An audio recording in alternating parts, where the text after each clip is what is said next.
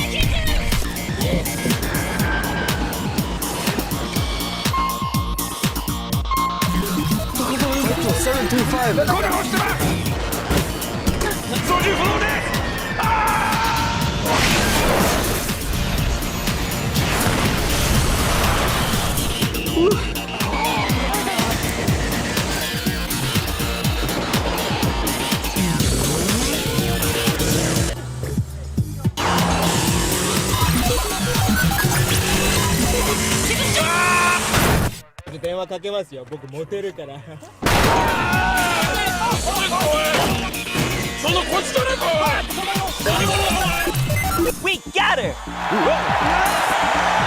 Hi, Randy. Well, hello. It's thinking.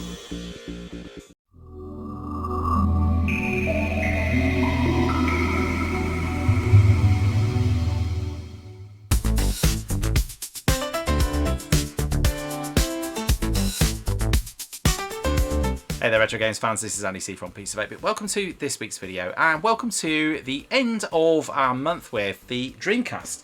I have been living with the Dreamcast for the last 4 weeks, and as with all my month with videos, I take a piece of retro technology or something that's reimagined or any number of old bits of kit or handhelds or whatever, and I come back and I live with it for a month and come back and tell you what it's been like to live with that month. Before we get into sort of the verdict of all of that, I'll also talk to you a little bit about some of the history and the background to the unit, something which we've been talking about on and off throughout the month. I'll tell you about the hardware, talk about the games I've been playing, and I'll tell you how you can get back into playing on that particular device, in this case the Dreamcast, yourself as well, if you're interested in playing any of the games that we've talked about or that we will be talking about today or throughout the month. And then at the end of the video, if you stick around for the very end, I will tell you what is coming up next month. So that is August 2026 for the next month with. So without any further ado, let's get straight into a little bit of a history lesson. We're going to talk about the origins of the Dreamcast, and in this particular instance, a little bit around what went wrong and why it was a bit of a commercial failure, but also why it also did succeed in many ways as well. Let's dive into that section right now.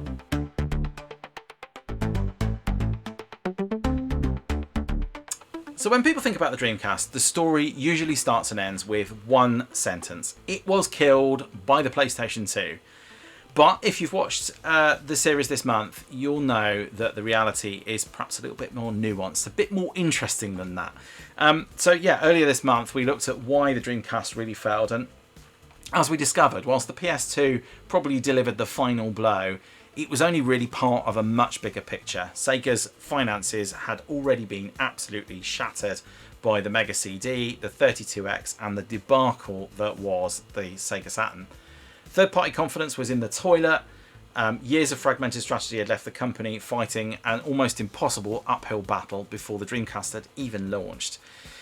We also took a look at one of gaming's biggest what-ifs. What might have happened if Sega had stayed in the console business? Would there have been a Dreamcast 2, for instance? Could Microsoft have still entered the market? Would it have needed to? Would Nintendo and Sony have faced much stronger competition? It's one of those alternative history stories that's really fascinating to me, because despite the commercial failure of the Dreamcast, it just showed how much potential Sega still had at the time. It's kind of a sad, bittersweet story, I think, but good one to think about. And then there was those 10 surprising facts we also looked at last week, from the built-in modem, an internet browser, to the VMUs, the launch titles like Shenmue, the famously ambitious launch strategy, and just the sheer number of ideas that were light years ahead of their time. Looking back now, it's pretty amazing to think just how much innovation Sega packed into this little machine. But to understand why so many people still love the Dreamcast today, we need to go right back to the beginning. After the Saturn struggled outside Japan, Sega knew it couldn't afford another mistake. Internally, the company recognised it needed more than just another console. What it needed to do was it needed to rebuild trust with both players and developers, and retailers as well, I think. That was also important. Development began in the mid-1990s, and it was under the codename of Katana. Sega basically set out to create a machine that could be very powerful, but affordable, and perhaps most importantly, nice and easy to develop for, because unlike the notoriously complex Saturn, the Dreamcast used a far more developer-friendly architecture centered around Hitachi's SH4 processor and PowerVR graphics. That simplicity allowed developers to achieve incredible results without needing to fight the hardware. The decision was to go bold. Sega wanted the Dreamcast to bring the arcade experience home like we'd never seen before. Arcade perfect conversions had always been one of Sega's strengths, and with that Naomi hardware at the heart, sharing so much of its architecture with the Dreamcast, games could move from the arcade to the living room with relative ease. Remarkably few compromises were needed. But Sega's ambitions went further than that. The Dreamcast launched with a built-in modem as standard, as we've discussed before, which made online gaming part of the console from day one. It introduced downloadable content before people even knew what DLC meant or was. It featured web browsing, online matchmaking, downloadable extras, voice comms, in some games anyway, and the VMU, a memory card with its own screen that added mini games and extra gameplay features, which in 1998 and 1999 these ideas felt pretty futuristic. And then of course there were the games. Sega arrived, and I find this still surprising today, to be honest. Sega arrived with arguably one of the strongest launch windows in gaming history. We had Soul Calibur completely redefining what a console fighting game could look like. We had Crazy Taxi, which delivered addictive arcade chaos. We had Virtua Tennis, which became one of the greatest sports games ever made. Sega Rally 2, Power Stone, Jet Set Radio, Shenmue, and so many others demonstrated just how varied and creative Sega's first-party studios had really become by this point. And for just one moment, for just a brief moment, it genuinely felt like Sega had found its mojo again. It had rediscovered its magic. The impact of the Dreamcast extends way beyond its sales figures. It proved that online gaming could work years before Xbox Live and PlayStation Network. Before it became standard, it demonstrated just how important developer-friendly hardware was, which influenced the direction of future console design. Many of the ideas pioneered on the Dreamcast, such as digital content, connected consoles, second screen experiences, online communities, would all become standard features across the entire industry, things that we just expect these days, all started there on the Dreamcast. Perhaps even more importantly, it gave us games that continue to influence developers today. So Shenmue, for instance, laid the foundations for open world storytelling. Jet Set Radio popularised cel-shaded visuals before Wind Waker came out on the GameCube. Phantasy Star Online showed what online RPGs could become.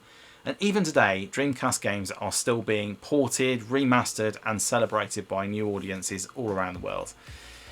Its legacy also lives on through the people who absolutely point blank refuse to let this machine die. More than 25 years later, new games are still being developed for the Dreamcast. Fans continue to produce accessories, translations, hardware modifications, and homebrew software, of course. Few discontinued consoles enjoy this kind of level of ongoing support, and that's because the Dreamcast inspires genuine affection in a way that I think very few other systems have done. So looking back after spending a month with it, I think that's what makes the Dreamcast so special. Yes, it failed commercially, and yes, Sega made mistakes. They were very good at doing that. But that failure definitely doesn't erase achievement. The Dreamcast was an ambitious machine. It was innovative, and it was brave enough to try ideas that the rest of the industry wouldn't fully embrace for another decade. You've got to remember, they were doing online gaming before that was a thing. Nobody knew whether that was going to catch on. That was incredibly risky and incredibly innovative and forward thinking. And perhaps that's why all these years later we're all still talking about it. Not because it lost, but because of everything that it showed, that gaming could ultimately become. Okay, so let's now have a look then under the hood of this little box, and let's have a look at the hardware. And I'm gonna talk about it in we'll keep the PS2 in mind, but yeah, let's dive in there, and I'll tell you a little bit more about it in the next section. I'll see you there.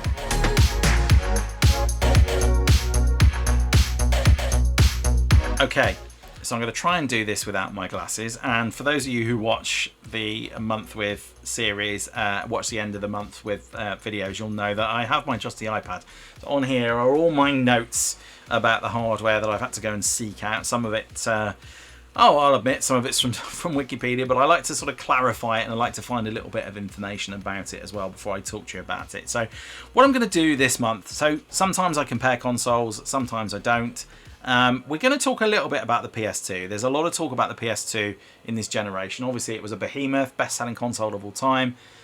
Unfortunately for Sega, it happened to be in the same generation as the fated Dreamcast. So I'm going to talk a little bit about it because it's not so straightforward. The PlayStation 2 didn't win everywhere. There were things that the Dreamcast did that I think were a little bit better. So we're going to explore that as we go. So I've made a few notes against for the PS2 against each line of this here, so we'll talk about that, but I won't put them on the screen. I'll just put the specifications on the screen just down the bottom here for you to refer to if you're interested. And of course, if you're not interested in the hardware, obviously also use the chapters below and skip on to the next chapter where I shall be talking about some of the games I've been playing.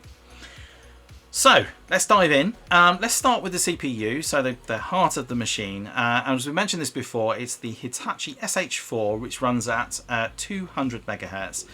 And it's a powerful 3D processor, right? It was powerful for its time, excellent floating point performance, much easier to develop for than the Saturn, which was a huge problem for Sega, and one of the reasons why a lot of third-party support was lost, and a lot of reasons in many ways why we still struggled with the Dreamcast for sales, because people would just have their fingers burnt from the Saturn days. Now the PS2 was of course faster. It had the Emotion engine, which was running at 294 megahertz, running a 294 megahertz CPU. More powerful on paper, but when we talk about that ease of programming, the Emotion engine was a little bit difficult to get that development community into so quickly, and it meant that the PS2 didn't really see its performance properly realised, what could be squeezed out the PS2, until later in its cycle, whereas the Dreamcast, we were seeing fantastic games up front from launch that were really utilising the power of the machine from day one.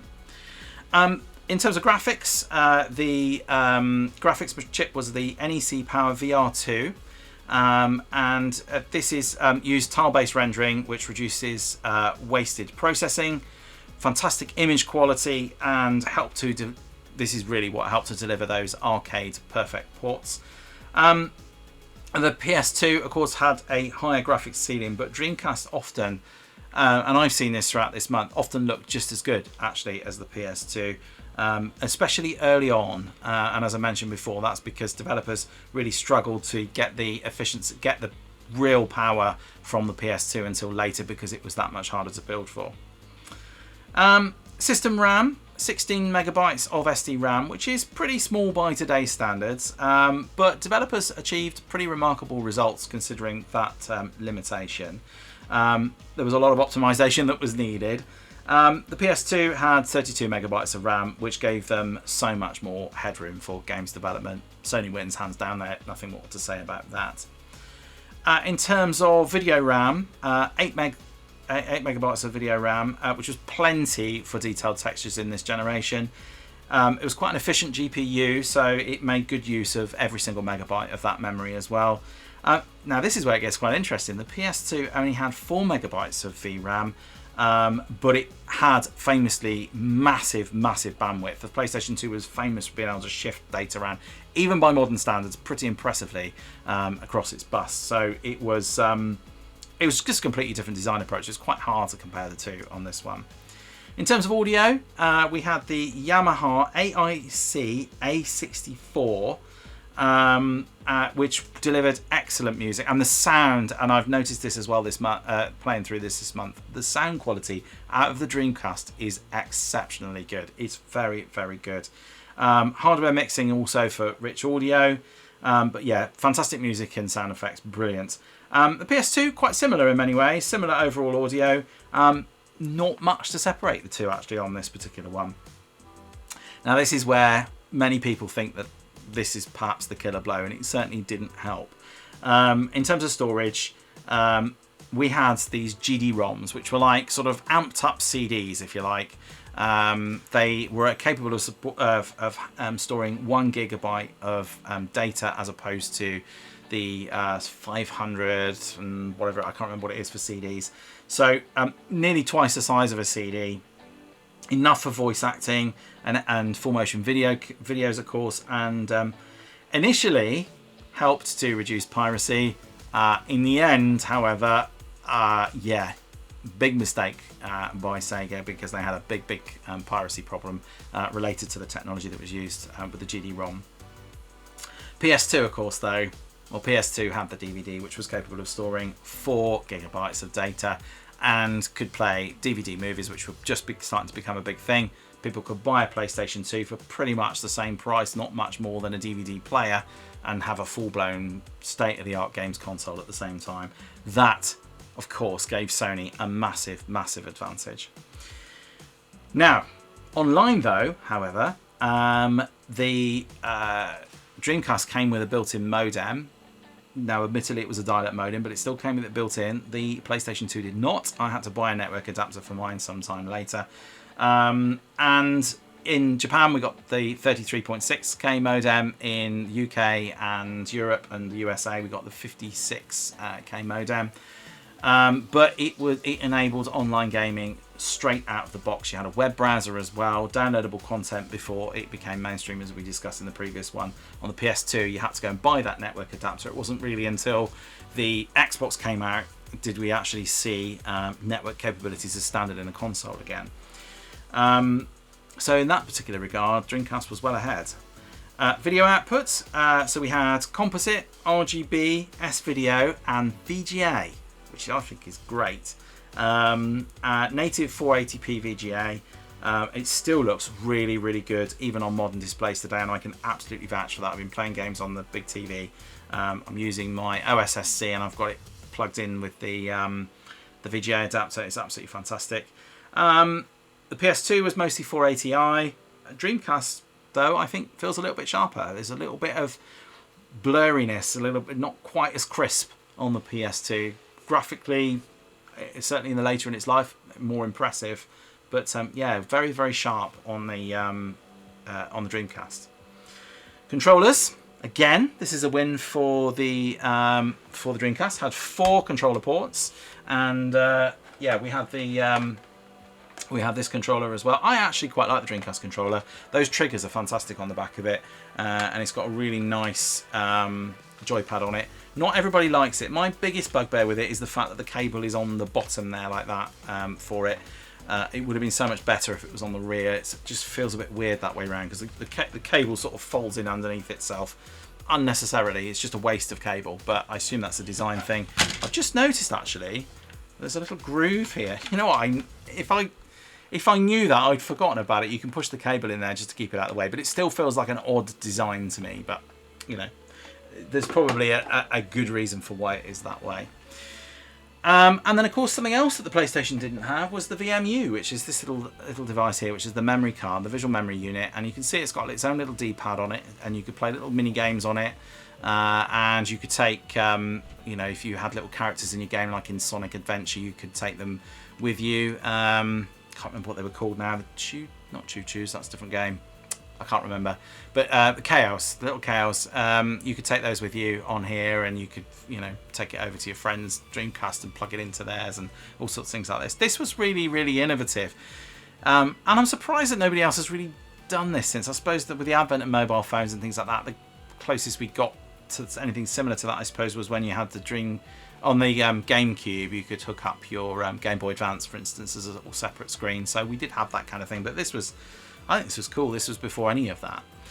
So Yeah, PS2, you just had your standard memory card. That was it. So there you go. Those are the sort of high-level statistics. So just in terms of quick verdict then, so just to summarise, raw processing power, PS2 wins it for sure. More powerful hardware overall, wins hands down. Graphics potential, again, PS2, much higher maximum graphical capability. But this is where it starts to change. Ease of development, Dreamcast wins that hands down. Simpler architecture meant that we could produce great looking games much sooner at launch. Online gaming built in, Dreamcast wins this one. PlayStation 2, you had to go and buy the network adapter. Nothing like the same level of support on the PS2 for quite some time afterwards. Visual clarity, that's another Dreamcast win. Superb VGA support and progressive scan. Storage capacity, yes, PS2. DVD, absolutely. And we explored why Sega decided not to go for DVD. It would have been too expensive back in the day and they needed a console that was affordable. I think that might have been a mistake ultimately, but we'll never know. Multiplayer, online, single, multiplayer as in people in your house multiplayer, is better on the Dreamcast because we've got those 4 ports. You could get an adapter on the PS2, but you had to buy that separately. This was 4 ports out of the box. And from an innovation point of view, I think the Dreamcast also still wins here. It had that VMU, the online play, the downloadable content, the web browser, all of those kind of things. So ultimately, the PS2 was the more powerful machine. And you might be listening to me thinking, wow, why is this guy hating on PS2 and over the Dreamcast? Well, the reality of the matter is that PlayStation 2 is probably my favourite console of all time. I absolutely love it. It's amazing. But I think what I'm trying to get across here is that whilst the Dreamcast didn't win, it was no slouch, and there were a lot of things that it was doing that was absolutely trailblazing. So from a hardware point of view, it wasn't the underdog that you might think. I think the Dreamcast held its own, and in some areas I think it won out as well. So there you go. That is the hardware specification for the Dreamcast. A few comments on that as well. Do let me know your thoughts and comments on that as well. And then next up, what we're going to do is my favourite section, which is that we're going to go and explore the games I have been playing throughout this month. And there have been a lot. Let's have a look.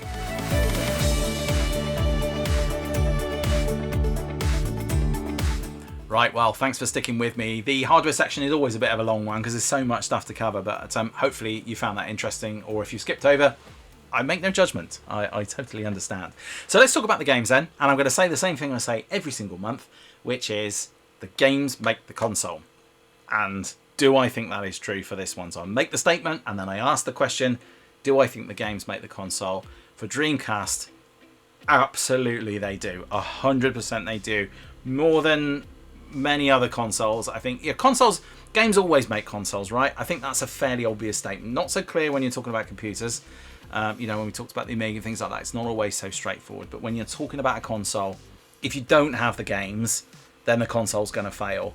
But I think the degree of how much the games make the console for the Dreamcast, absolutely. Now we know that a lot of third-party support for the Dreamcast was missing, largely as a result of broken down relationships before. Most famously, there were no EA sports games on the Dreamcast, but Sega made up for that with their own sports games, which are absolutely fantastic. So we'll start with that actually. So the main Sega sports game that I played this month is Virtua Tennis. That is an amazing game. It often gets talked about as one of the best sports games ever made, and I have to agree, it is fantastic. It's so easy to get into, it looks amazing, and it looks amazing. It's just fantastic. I absolutely love it. It's just so good. I just really enjoy playing Virtua Tennis, and it was so great to get back and play that again. So yes, Virtua Tennis. So we'll start with that one. Sega Sports going, you know what, EA, we don't care. We're going to make our own games, and we're going to make amazing games as well. In terms of other Virtua games, play Virtua Fighter 3TB. I only played that for a little bit. I played that quite a bit before. I haven't played it loads this month. Played that a little bit before. And the reason I haven't played Virtua Fighter so much is because I wanted to play Soul Calibur a little bit more. And my goodness me, that game is exceptionally good. It is awesome. If you watched my bit between week before last, when I talked about it, you'll know that I was gushing about it. It's just so good though. It's so deserving of its reputation. It's certainly one of Namco's best games. It's one of the best fighting games out there. It's just brilliant. If you've never played it before, go and check it out. Absolutely love playing Soul Calibur, and I started to get a little bit addicted to it, and I had to stop playing it because I've got other games I also need to play. There was another fighting game which I also really, really enjoy. Played a little bit of it, didn't play it loads. I used to play it loads back in the day, and that was Ready to Rumble Boxing, which is also really good fun. Played that for sort of an hour or two. Had a bit of a go with that as well. It's quite surprisingly difficult, actually, and that's part of the reason why I stopped playing that one, because I kind of got a bit frustrated with it. But it's a really good game. I remember playing that 2-player. That's the best way to play Ready to Rumble Boxing, I think, is playing that 2-player. It's really, really good fun if you do that. Yeah, great fun. Then I got behind the wheel of a car and played 4 different races. So we played Sega Rally 2, which I think is a fantastic entry in the Sega Rally series. I think the first and the second one are definitely the better ones. I think probably, maybe it's through rose-tinted glasses, I prefer the original Sega Rally, and it's really good on the Saturn actually as well, but I love it in the arcade. It's fabulous. But Sega Rally 2 is a brilliant game as well. It is fantastic. Really, really enjoy playing that game. There's just a lot more to it, and it brings a lot more to the game than in the arcade version. Things like the career modes and stuff that it brings with it are just absolutely fantastic, and it looks great and it plays great. So really enjoyed that. If you enjoy Sega Rally, you will enjoy Sega Rally 2. If you've not played it before, it's just fantastic. Play Crazy Taxi, because if you've got a Dreamcast, you have to have Sega Rally. You have to have Sega Rally. You have to have Crazy Taxi in your collection. Crazy Taxi is just a phenomenal game. I was actually playing it at the weekend in the arcade as well.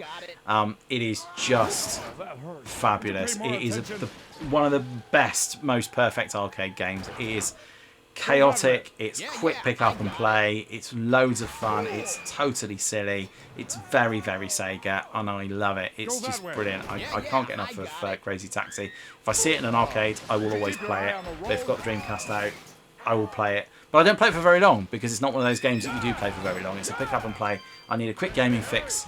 I'm going to play Crazy Taxi. Then we also looked at Metropolis Street Racing and Metropolis Street Racer? Racing. Do you know what? I forgot. I can't remember. Let's call it MSR, because I can't remember if it's racer or racing. It's gone out of my head. Never mind. I played that, and it is you might imagine that it is a bit of a precursor to the Project Gotham Racing series, and that is because it is. And it looks and feels a lot like Project Gotham Racing.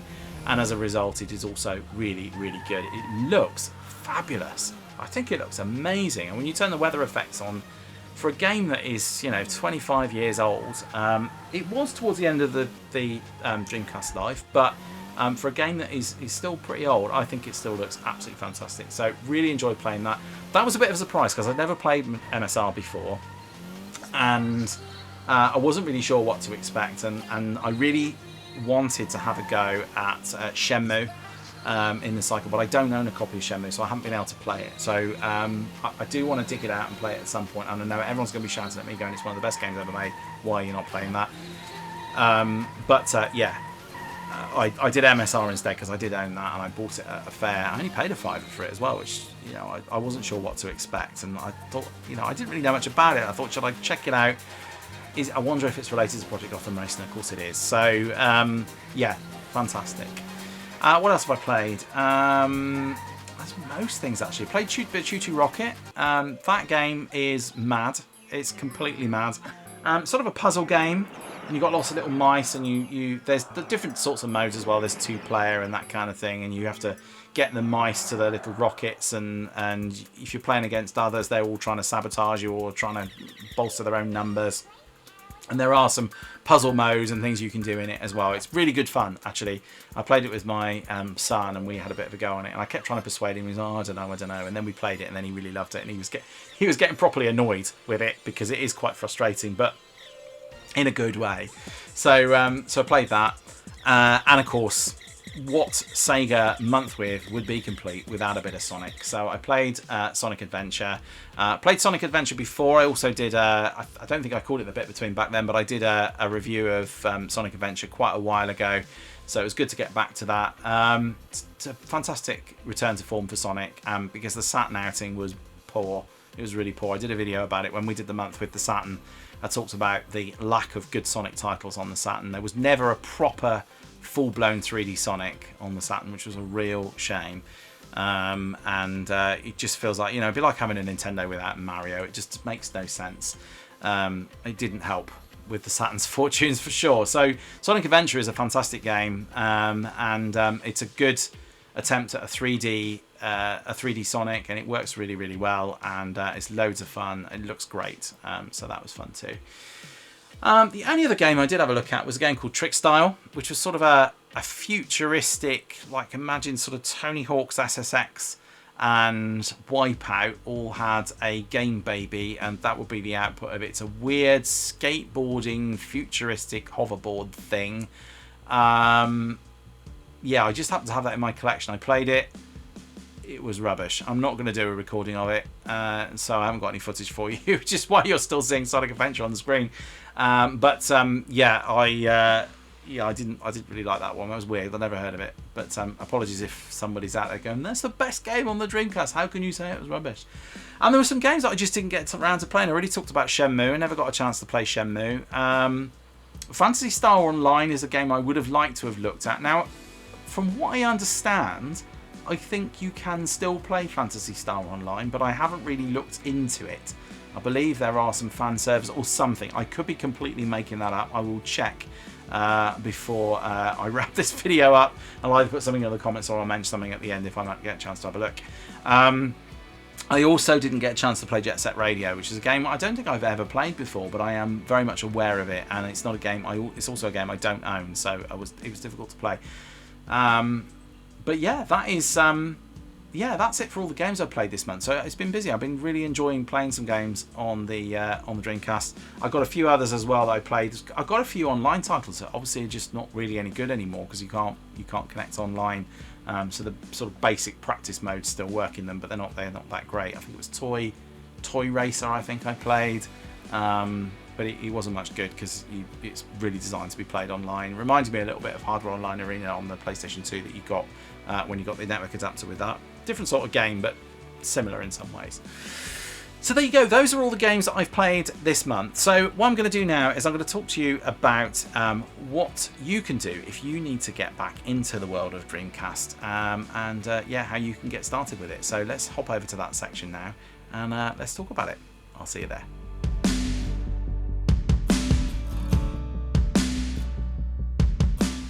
Right, so if you like the sound of some of those games, you might be thinking to yourself, how can I get myself into some Dreamcast gaming in 2026? Well, there are a few options, some of which are the same options that I give every single time, and there aren't as many options as you might think. So a lot of consoles out there have been reimagined, so we've had mini SNESes, mini NESes, mini Mega Drives, mini PlayStations, reinvented modern machines, which is one way of getting back into them. Nothing currently exists for the Dreamcast at the moment, so that does limit our options there. So there are no sort of reimagined alternatives.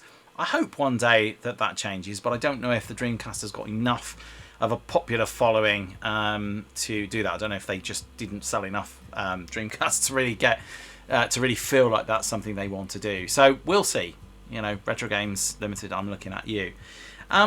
So that leaves us with the few sort of standard options that we've got. And the first, of course, is emulation, which I talk about all the time. Great thing about emulation, if you've got the games already and you can go and get yourself some backups from the internet, you know what I mean, then emulators are a really good shout. They're typically free, and obviously you've got the advantage of not having to worry about storage. You get HD rendering, save states, all of those kind of great things that come with emulators. I think there's two broad choices for it. You've got Redream, which is the sort of most well-known one, and the nice thing about Redream is that you can sponsor the guys and get the sort of pro version, which gives you a few more extra features, which is really, really nice. I haven't had great success with Redream on the Mac. I've had a few problems with it.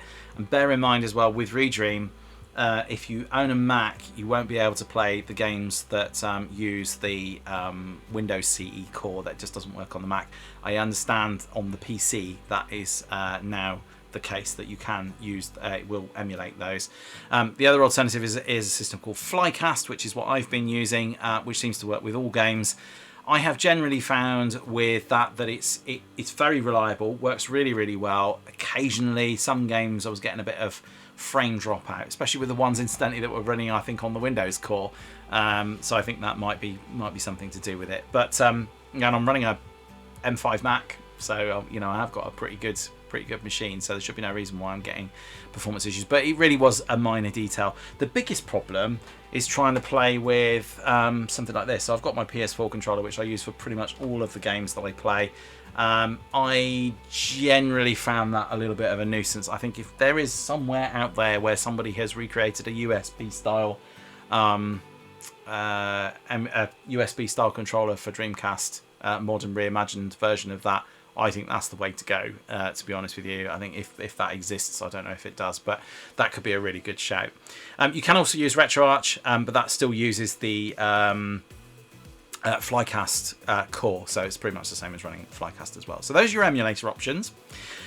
Your other option then is to just pick up the standard hardware. You can expect to pay somewhere in the region of about £100 to £150 for a decent one of these, and you can just go and buy an unmodified standard one of these. If you're in the UK, you can typically find them in, if you go to a gaming market, or if you go to a high street shop like CEX or independent high street shops, they'll generally be selling these for about £100, £150. Make sure they work, make sure that the optical reader in the drive works and things like that as well before you go pick it up. I picked this up from a fair couple of years. I've had this quite a while actually, but that is the most authentic experience. Games will cost you anywhere between 10 and hundreds of pounds. Some games are quite rare for the Dreamcast, and so they will be quite expensive to buy, and that is one thing. That's one of the reasons why I don't actually own a great number of games for the Dreamcast, why I haven't been able to play all the games that I would have liked to have played, because some of them are obscenely expensive. So quite hard to find as well. You don't see Dreamcasts, like for instance in CEX in the UK, on the high street. You don't typically see that many Dreamcast games come in. Generally I'll find them at things like gaming markets, but even then there's not loads. They are quite hard to find. There'll be some games you can always find. Crazy Taxi you can always find. Sonic you can always find.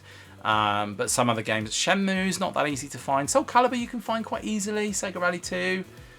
MSR, that's the first time I'd seen it a couple of months ago. So some games you'll find all the time. Some games you'll really struggle to find. So have a good look around. eBay is going to be your friend there as well. So yeah, lay your hands on the original console. Now the other thing you can possibly do, the other thing you can also do, is buy yourself an original console and then upgrade it a bit. So if the game price feels a little bit crazy to you, and again this is into a little bit of a grey area here, you can replace the GD-ROM with the GD-ROM reader with a SD card. There's some mod kits for it. You can also add a HDMI mod kit on it, which apparently works really, really well. I'm not a big fan of modding consoles. I like them to be as nature intended. So I'd have to have another one. I'd have to have another Dreamcast before I kind of made those mods. Other suggestions are replace the battery in it. So there's actually a battery that's pretty much a rechargeable 2032 battery that's pretty much soldered onto the board. So if you've got some soldering skills, you might want to think about changing that. There isn't a Dreamcast in the land that still has a battery that works in it from the original for the original battery. So you can replace the battery. There is a mod that you can do where you can just replace it with a non-rechargeable one. But make sure that you follow the instructions for that, because if it tries to recharge a non-rechargeable battery, you'll cause all sorts of problems. Also suggests changing the power supply unit as well. Is a good thing. Not an essential thing, but they do get old and they get a bit noisy. This one's all right actually, but they do get quite hot, and so you might want to think about replacing the PSU as well if you're feeling that way inclined. But yeah, that's some of the things you can do. But I haven't needed to do that. I've got an OSSC. I use the VGA connector on the OSSC, which is a device that it's basically got a HDMI out and a bunch of inputs in. It's by far for me the best analog to digital converter that I've ever bought. It's really, really good. You pay a little bit more for it, but it's fantastic and incredibly versatile. The VGA input on that and the audio through that into HDMI is absolutely brilliant on a modern TV. It works really, really well. So absolutely love that. That would be my recommendation rather than going in and changing the guts of it. The only thing I might suggest doing, if you're that way inclined, is just replacing the optical reader with an SD reader. I think that's quite good because I think I am finding as well that the optical reader is starting to get a bit long in the tooth and is a little bit problematic with some discs. So there you go. That's how you can get back into Dreamcast in 2026. Not loads of options. You're probably going to have to go buy one, I think is the reality, unless you're happy to run on an emulator. But yes, there you go. Right, okay. I think that's everything. So let's have a little talk now about what it has actually been like to live with the Dreamcast for the last 4 weeks. And I'll pass over to my verdict and then my final thoughts, and then I think we'll be done. So let's dive into that final section right now.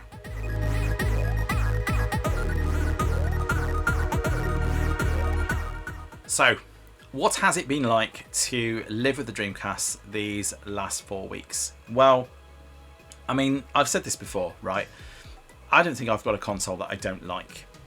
There's always goods about everything that every console that I've played on, there's been parts that I've really enjoyed. There's been parts that have been disappointing.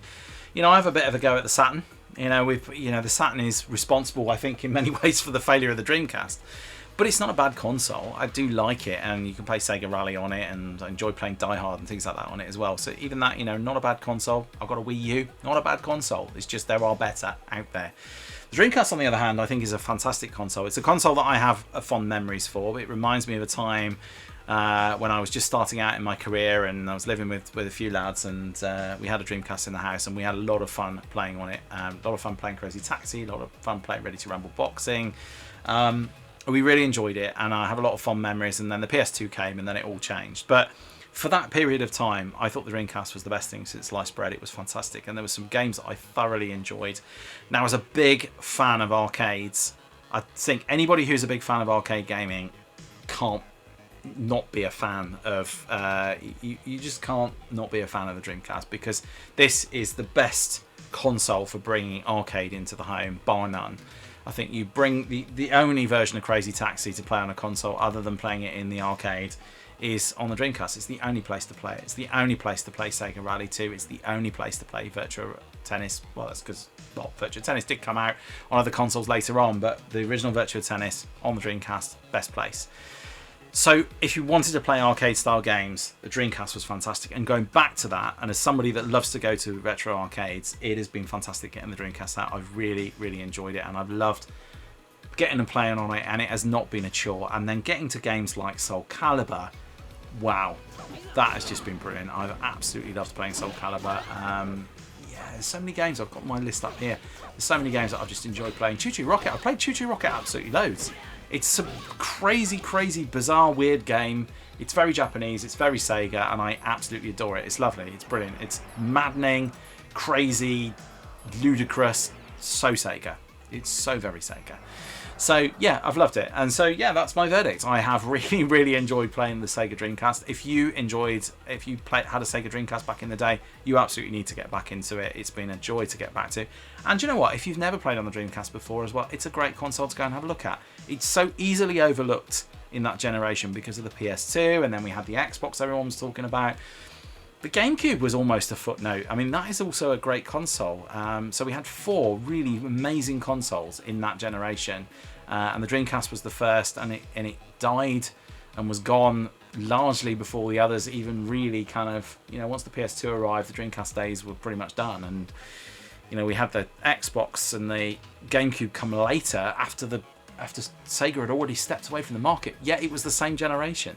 So don't overlook it when you're looking at that PS2 generation, that PS2 era. Don't forget about the Dreamcast, because you are missing out, and there are games that are only on this machine that you can only play on this machine, and they are fantastic. And if you don't fancy going to get a Dreamcast, boot up an emulator, just go and have a look at it. Go and have a look at Virtua Fighter. Go and have a look at Soul Calibur. Definitely go and have a look at Soul Calibur. Go and have a look at Crazy Taxi, Metropolis Street Racing, Choo Choo Rocket, Virtua Tennis. Go and have a look at those games, because I promise you they are fantastic. So there you go. That is my verdict on the Dreamcast for this month. It has been fantastic, and I am a little bit sad for it to go away. And I really want someone to make a little mini one that I can just stick permanently under the television, because that would be amazing.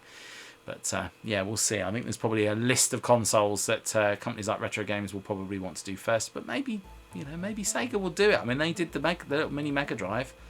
Come on, Sega. Maybe it's time for a little mini Dreamcast. Come on, do it. You know you want to. Right, okay, so here is the moment then. Let's get on to Now and Next, and as part of Now and Next, we must talk, of course, about the console that is coming up for next month. And this is a console that is a phenomenon. It is an absolute phenomenon. So let's have a drum roll for it, please. Okay, that console is a handheld console, because I am... You probably just saw it in the shot there, and you probably may have got a little bit of a clue behind me. That console is the Game Boy. This thing is a gaming icon, a phenomenon. Even just the look of the machine itself is so iconic. Yeah, the term Game Boy and mobile gaming, those two things are utterly synonymous with each other. And as handheld game consoles go, this was both the original, well, it wasn't the first really, but it was certainly the first that was super, super successful.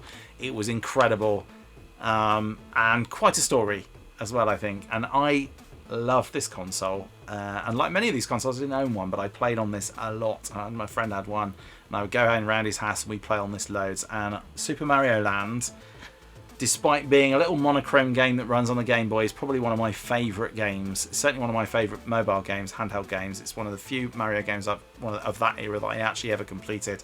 Absolutely love it. And there's some amazing games on here as well. And of course the legendary Tetris, which everybody knows, and there's 1,000,001 different versions of it. But the one that was on here was the best and sounded the greatest. So that is it. That is the Game Boy, the Nintendo Game Boy. And I will be, I'm not going to do a separate one for the colour. I'm basically going to be taking this with me. So I'm travelling a little bit this month, which is what I like to, when I'm travelling, I tend to like to do a handheld. So I'm probably actually going to be using this. I will be taking Game Boy games and Game Boy Color games with me. I'm going to review the two things together. I don't think it makes a great deal of sense for doing both of them. I've got about, how many Game Boys have I got? I've got 3, I think. I thought I had 4. I've got a Game Boy Pocket as well, actually, which I think is probably the nicest of the units. But I do love this this one, the purple one with the you know, with this sort of opaque shell, transparent shell, not opaque shell. What am I talking about? But of course, nothing. This is just the icon, isn't it? This is just amazing. So there you go. Right, I'll stop talking about it now. So that is it. So August, Game Boy, brilliant. I can't wait. I'm so excited to get stuck in. Maybe I'll have to do a little bit more Pokemon as well. It wasn't that long ago since I did the Game Boy Advance, but yes, fantastic, fantastic console. So there you go. That is it. There's no more to talk about on the Now and Next, because I haven't decided what game I'm going to do first for the bit between. Obviously, it will be a Game Boy game of some description. It will more than likely be Super Mario Land, if I'm completely honest with you. Yeah. That's probably what I'm going to look at first. But that will certainly appear at some point in the month. But yes, that's what we're going to be doing.